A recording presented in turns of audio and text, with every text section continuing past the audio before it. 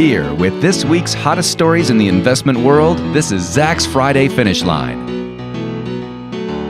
Hello and welcome to the Zacks Friday Finish Line. I'm Ryan McQueeney, a content writer here at Zacks, along with one of our editors, Maddy Johnson. Today is Friday, March 17th, aka St. Patrick's Day, except the real celebration was last weekend in Chicago. Yeah, that's true. Good point. Yeah, everyone was It's always the weekend before. pretty schwasty. Yeah. I'm already over it. I don't think the river's green anymore either. I don't think so, no. Anyways. They dyed the river green in Chicago. Yes. I guess you didn't know that. We're here to recap this week's biggest stories from the investment and financial world. The market is clearly still buzzing over the Fed's decision to hike its benchmark rate this week. So we'll be taking a look at that story later in the show. Yeah, we're actually going to be joined by an expert guest who will explain why the hike might have a big impact on money market funds. But first, we're going to be looking at a big story in the world of tech this week. Yeah, so on Monday, semiconductor chipmaker Intel announced a huge move. That's probably... It was huge. Huge. That was probably... A huge is probably understating it. I would agree. A move in the self-driving car race, buying Israeli firm Mobileye for a reported $15.3 billion. The deal values Mobileye at about $63.54 per share, which is a 34% premium to its closing price last Friday. So Intel plans on integrating its own automated driving group with Mobileye's renowned operations, combining Intel's processors and Mobileye's computer vision technology. Not only is this acquisition a huge deal for Intel, huge, but it's also an endorsement of both the Israeli tech scene as well as the entire self-driving vehicle industry as a whole.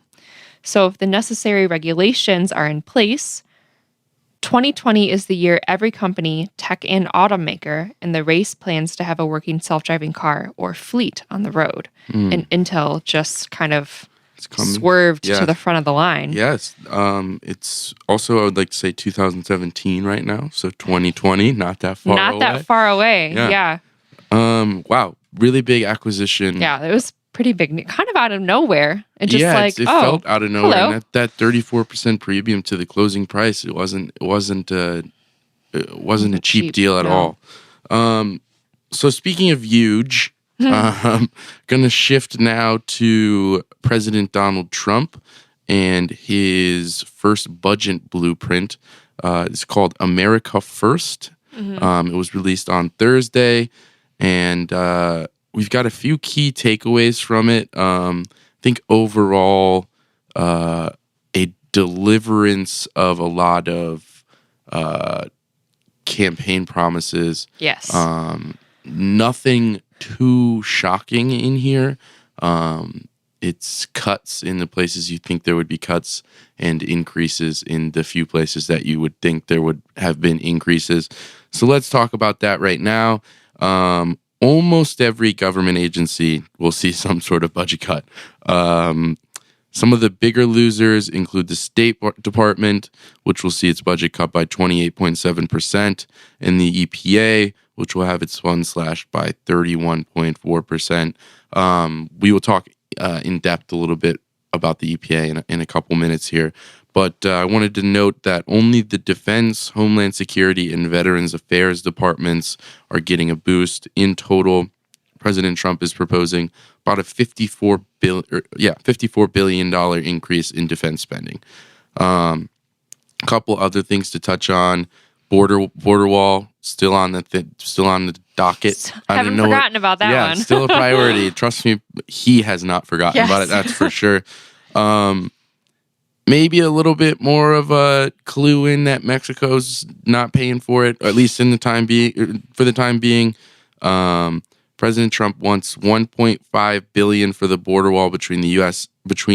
and Mexico in this current fiscal year, and then another $2.6 billion in fiscal 2018.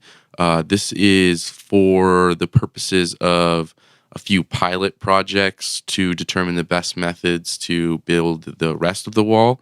And I want to point out that we don't know the total cost of the wall. No, this is just for the Cool. And important note to make. Yes. And I believe I was reading earlier on Thursday that the total estimated cost of the wall is expected to come in the final budget in mid-May. Okay. So TBD surprise! on that. We will see in a couple months. Yeah. Okay, cool. So as I mentioned, the EPA was a big loser. I might call it, in my opinion, Maddy, I think you share this opinion, probably the biggest loser of the plan. We've known for a while now that President Trump is not a huge fan of the EPA. It is gonna get its budget definitely sliced a little bit. I mean, obviously, this is still a blueprint. We are in the very early stages of passing a budget. But so the president wants to send more than 50 EPA programs to the chopping block, including former President Barack Obama's signature clean power plan to reduce carbon dioxide emissions, other initiatives like the Energy Star program, a grant to help cities and states fight air pollution, infrastructure aid to Alaskan Native villages, and programs to clean up the Great Lakes would either be axed or significantly defunded. Yes. Nothing too shocking there, as I said, but and those are the types of programs that get cut when the EPA loses its. And as we know, Scott Pruitt, the current director, is also not a fan of his own department. Yeah, that's kind of interesting. So the budget also eliminates programs aimed at helping the poorest Americans, which I will also say may be the second biggest loser of this budget blueprint, excuse me. So the Low Income Home Energy Assistance Program, also known as LIHEAP, LIHEAP, if you will. That helps people pay utility bills and weatherize their homes. That will be gone, as well as the Community Development Block Grant, a part of HUD, which is the Housing and Urban Development. That helps support affordable housing and infrastructure, among other things. That will also be eliminated. Other grants for rural water projects, funds for local transit systems, and many other regional economic development commissions would also end. The budget would also cut funding on assistance to at-need counties in Appalachia and the Mississippi Delta, one of the poorest regions in this country. Definitely. Eliminating the Appalachian, I cannot talk today, Regional Commission, which promotes economic development in an area that's home to many of Trump's rural base. I think that was the most interesting thing to me, that the Appalachian Regional Commission in particular would be something that was targeted, because when we're talking about that kind of area of the country, Appalachia, Mississippi Delta, also up north into the Northeast as well. Yeah, yeah. That was a part of the country that President Trump did very well in. Yeah, Appalachia is a huge swath of the country. Yeah, and I think in hindsight, one of the biggest, I kind of think, political takes after the fact was that Trump's message really resonated with this area of the country that has been struggling really badly over the past 20 years. Really, you've seen a massive decline in standard of living. As you said, was one of the poorest areas in the country right now. It's an area of the country that seemingly got lost in a modern transition to a more modern economy, and is now one where people are struggling with opioid addiction. This obviously has to do in Rust Belt counties as well. So really interesting that there are going to be some things rolled back in those areas that Trump did so well in. But again, I don't think most of these programs, the Home Energy Assistance Program, Community Development Block Grant, I'm not shocked by much of what this budget looks like. And like we said, early stages, a lot of to be approved by Congress and whipping to do. This is just preliminary. Hey, this is a blueprint, if you will. Hey, this is just a plan. So interesting. We won't talk too much about the politics of things. I think we sometimes tend to get on tangents. Yeah, it's definitely. And we've talked about it many times post-election. So we're going to talk something else that has to do with the federal government. Does that sound good? Let's talk Fed interest rate hike. This obviously happened on Wednesday.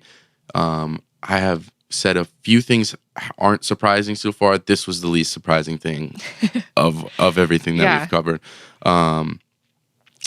Janet Yellen, I think, does a good job of trying to make sure that the market is ready for these things and making sure that the Fed doesn't surprise anyone with these decisions. On Wednesday, the Federal Reserve, sorry, that was a weird way to say it. The Federal Reserve voted 9-1 to raise its benchmark rate, known as the federal funds rate, by 0.25% into a range of 0.75% to 1%. Finally getting a whole number almost. Woo! So the Fed raised the key U.S. interest rate for the first time this year. The central banking system announced it only has 2 more rate increases planned for 2017 at most. That's a really key thing because I think when they make these announcements, like I said, we're all prepared for the hike. People are more interested in hearing about what's the schedule for the rest of the year. Mm-hmm. So 2 more potentially. And I think overall, pretty positive reaction to it throughout the markets. As we've said, I think kind of priced into a lot of different areas that it would affect already. Looking at the overall health of the economy, the unemployment rate fell to 4.7% in February, a number that the Fed clearly sees as a good sign as it works towards maximizing employment and moderating inflation. Inflation doing fine at about 2% right now. And Yellen in her press conference said, quote, "The simple message is the economy is doing well," end quote. And I think that's really the big takeaway here is that at least to the Federal Reserve, the American economy is strong right now. All right. We are now going to be joined by Patricia Larkin, the Chief Investment Officer at BNY Mellon Cash Investment Strategies, a division of the Dreyfus Corporation. Patricia is a senior portfolio manager for numerous funds and has over 30 years of experience with BNY Mellon affiliates. She is also a resident expert on money market funds, a type of investment that is sure to be impacted by the rate hike cycle. As the market continues to react to the Fed's announcement, we talked to Patricia yesterday about how money market funds might be affected. Thanks for joining us, Patricia. Can you start by explaining the basic strategy of investing in money market funds and touch on why these funds might be affected by rate hikes? Sure. Thanks so much for having me. So we start our strategy, pretty much starts with know your customer. We have a dedicated sales force in this asset class, and they have a clear understanding of what their cash needs are. So money market funds, as you know, start with 2A7 requirements under the Investment Act of 1940, and then naturally we look at the macroeconomic environment, the FOMC and monetary policy, where we are in the calendar year. Most of the time, those large institutional investors are using a fund such as this because of diversification, short maturity, liquidity, credit assessment, and the like. And then we understand where and when they need their cash. They're looking for same-day liquidity, traditionally at the end of the month, at the end of a quarter, at the end of the year. So we build our strategy based on what we determine is the right place to be on the yield curve, and that's, as you know, short-term investments. So money funds can go out 397 days with a maximum WALE of 120 and an average maturity of 60. So depending upon what type of fund, a treasury fund or a prime fund, will determine sort of where we are invested along the yield curve for that particular portfolio. Yeah, so in this particular case, the Fed seems to be setting us up for a gradual inclination of the rate throughout the rest of the year. So in your view, what is the outlook for future rate hikes, and what will these mean for money market funds in 2017? Sure. Sure, that's a great question. As you know, the Fed raised rates yesterday, welcome and well advertised. Money funds, by definition, as you know, are short-term investments, so naturally everything we buy is pegged to the Fed funds rate.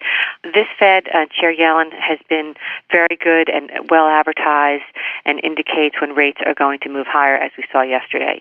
Naturally, the market's going to react to any of that news, as we saw this morning in the short term, really short term, say 0 to 90 days, and in 0 to 1 year in the Treasury market. So we anticipate that rates will go higher from here. I think that Chair Yellen made the statement yesterday, and I quote, "The simple message is the economy is doing well," end quote. And if things continue along those lines, we've seen 2 moves. We could likely see 1 or 2 more, depending upon how the data continues to print as we go through the year. They are data dependent. We would call this a normalization of rates, and we've had historic rates, as you know, historically low rates, for the last 8 years. So this is really normalization, and if the market if the economy continues to perform, we anticipate rates will move up once or twice for the duration throughout this year. Okay, so another thing we often talk about with rate hikes, something that is always a part of the conversation, is inflation. So is inflation a factor right now, and does this also have an effect on these funds? Great question. Obviously, inflation has not been a factor post-08 as the economy was somewhat sluggish. It's got a little bit more life to it, or more consistent a life, if you will. Theoretically, if inflation was on the upswing, the Fed might be increasing rates faster than they currently are. So what I would say to that is inflation is an issue vis-a-vis how it affects the Fed moving the actual Fed funds rate up. So the Fed doesn't have a target on inflation. Theoretically, they've kind of called it 2%. They'll keep an eye on that. You will see naturally, if the market feels like inflation is on the upswing, it will naturally roll into the front end of the curve, and rates will move up before the Fed might move, for example, which traditionally happens anyway if they're going to raise rates. Sometimes you see the actual rates moving up in the marketplace. So if inflation started to show up, you could expect the Fed to move maybe quicker or in larger increments, but currently inflation is not really an issue. It's running around 2 or slightly under 2, and we anticipate that to be the same for the near term. So with all of this in mind, can you touch on the overall outlook for the short-term markets? So are there any other major factors at play right now, and how should investors interested in the money market feel about the next several months? Sure. Yields on money market funds are going up. So that makes them an alternative investment for cash. Traditionally, those going into a money fund is they don't want to manage their own cash. It's, again, as I mentioned earlier, for diversification. So as yields are going up, investors in this asset class have a reason to be excited for the first time in a long time, because for the longest time, as you know, rates have been historically low. So the economy is doing well. Inflation's in check. We have a steady Fed working towards normalizing rates, as I mentioned earlier. I would say that institutional shareholders should be excited to look at money market funds because they will actually be producing a yield. And in the not-too-distant future, you'll see 1% on a money market fund yield again. And I think then from there, it will slowly go higher. All right. I think that just about does it for us. Thank you for joining us again. Thanks so much for having me. Have a great day. As always, thank you for joining us at the Zacks Friday Finish Line. If you have any questions or concerns, please shoot us an email at podcast@zacks.com. You can check out all of our other exclusive audio content at zacks.com/podcasts. As a reminder, if you enjoyed the show, please subscribe and leave us a rating on iTunes. We will see you next time.